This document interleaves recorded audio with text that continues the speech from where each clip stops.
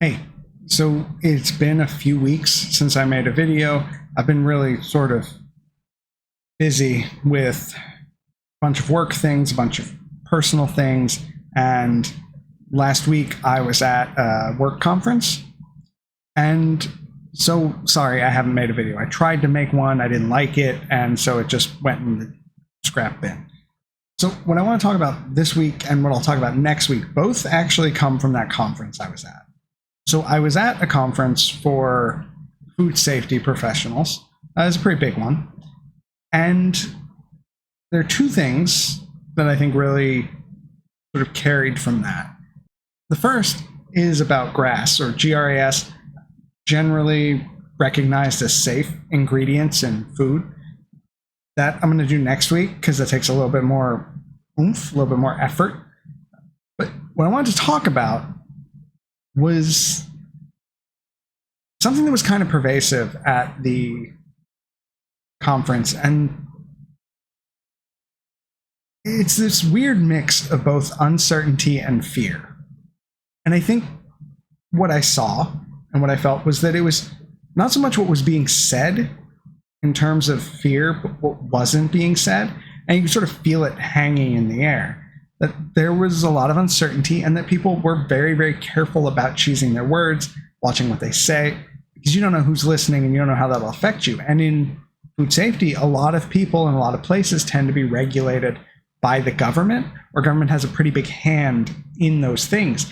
And because of that, people are afraid. And because you have a bunch of people, not a bunch of people, it was less this year than it normally is, of people from the FDA or the USDA, that they won't say anything either. But I was in a PDG, or a peer development group, and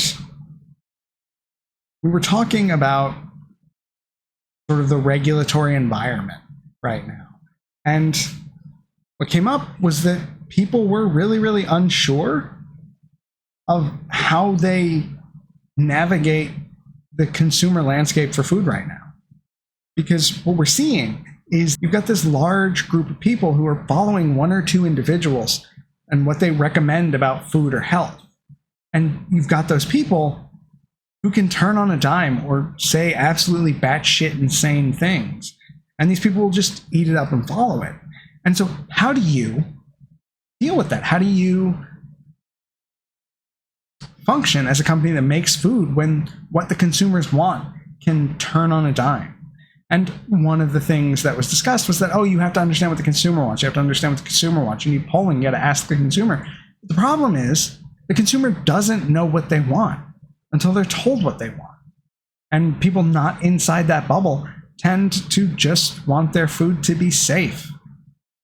And so the question came up of, well, what do you do if they want you to make a change that's benign? Something like switching from seed oils to beef tallow, a thing that largely probably has no effect. And if anything, the beef tallow might be worse. But at the end of the day, that's all moot because you're still eating fried food, which is bad. So it doesn't matter if you fry that shit in beef fat or in seed oil, you're still eating fried food. And that's the problem. So the change there is probably neutral. But the point I brought up was that what if it's not something neutral? We saw this in 2020. With COVID, we saw how people could be convinced by hucksters, fraudsters, and idiots to do things that are not healthy for them, that are detrimental to them. And all of this could happen all this can happen in just a very quick manner. So what do food companies do when they're getting this external pressure from consumers to put something in the food that is unhealthy, or when they're asked to take something out of the food that is healthy? When they're asked to remove preservatives and now they have to redesign an entire product line to not last as long, to try and make it last longer on the shelf without that, or relabel so that it's not on the shelf as long, which ups the cost. And so it really is a problem. And I think what ends up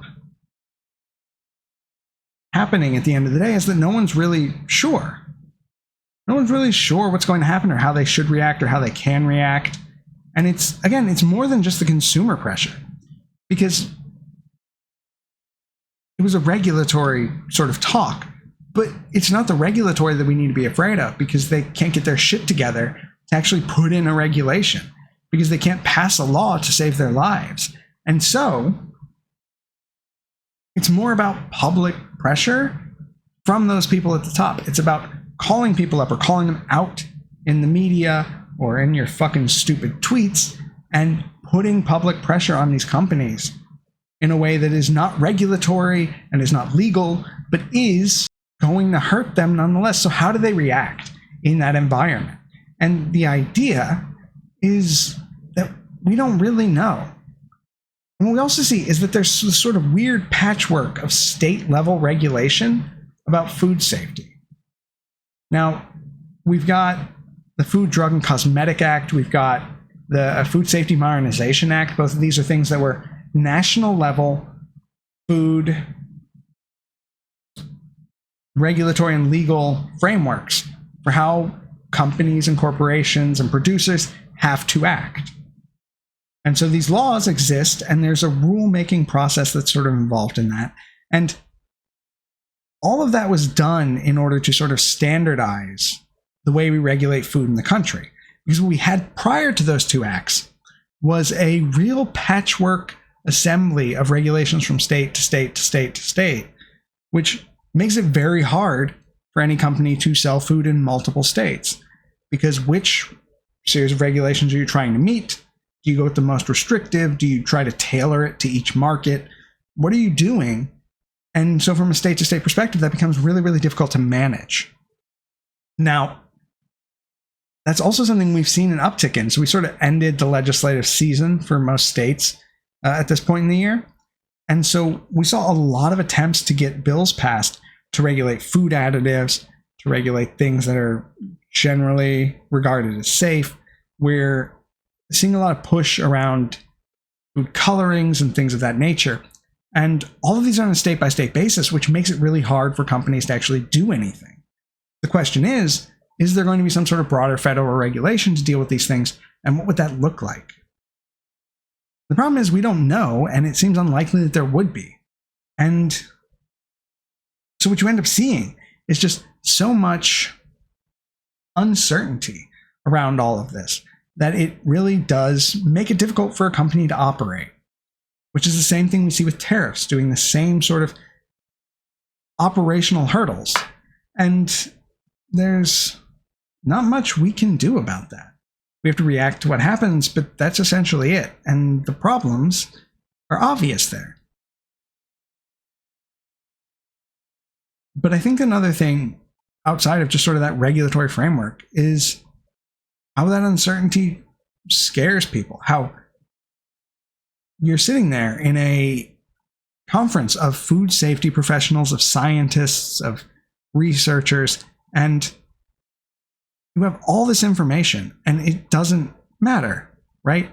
One thing we talked about was how you can have people with no knowledge disseminating incorrect information out to more people than the entire scientific community can counter. So what does that look like? And how do we push back against that? Because we can't just let the crazy people set the agenda. Scientists have to weigh in. And what we saw during COVID was that we didn't do that enough. We did not weigh in enough, vocally enough, or in enough fervor to get the point across. And so you get beat on this messaging war in certain spaces. And if that happens in food, people will get sick, people will get less healthy. And that's a dangerous thing for the country. I think this is a rubber meets the road kind of thing. It's one of those things that you're not entirely sure of how it'll play out, but you know it might not be good. There's a lot of testing capability that the federal government was doing that it's trying to offload to state labs. And this was a plan that was in the works prior to this administration, but they're trying to accelerate that at a pace where those state labs might not be able to take up that business. And if state labs can't take up that business, then that testing has to be done by third-party labs. And if third-party labs take up that business, that tends to cost more than the state running those same tests. That tends to, at the very least, disrupt supply chains because the turnaround time might be different. Because what you've got is having to find a third-party lab that is nearby and hoping that you get the same sort of shipping time. And so it becomes an issue. And that means food prices will go up. And all of this is just sort of baked in with a bunch of fear that people have about their jobs, about their companies, about their markets, about consumers. And the killer here, again, is uncertainty. It is so difficult to exist in a framework where you don't know what's going to happen. You can't make business decisions. You as a person can't make job decisions. There's plenty of times that the job market is fine for scientists, but what we've seen is that it's been really bad lately, which means a lot of talent gets lost from the FDA or the USDA. And because that happens, it floods the private market, and then it's a lot harder for everyone to find jobs in science. And I guess all of this is to say that it is a job that is still worth doing to continue science communication. A thing I try to do when relevant. I talk about other things, but I do try to focus the content on science. And it's a thing I'll continue to do. And that's why next week, we'll be talking about generally recognized as safe, or GRAS, because there's a lot of misconceptions about that, and that there's this perception that these things are just not looked at or regulated at all, and that is false. Because that was also a big part of the conference talks I went to, was regulatory and GRAS and why people misunderstand it and what it is. And they're right. And I think, we do see this growing fervor against that term and things that are labeled as that. And I think it's important to point out what those are and how those sort of exist. So that is what I'll be doing next week. This was a shorter video. Hoping to get back onto doing these regularly. There's just been a lot of stuff going on, and it's been a little bit difficult, but I mean, if you're still watching, I'll keep making videos. So yeah, I'll talk to you next week about GRAS, and then we'll see where we go from there. As always, take care of yourselves and take care of others. I'll see you next week.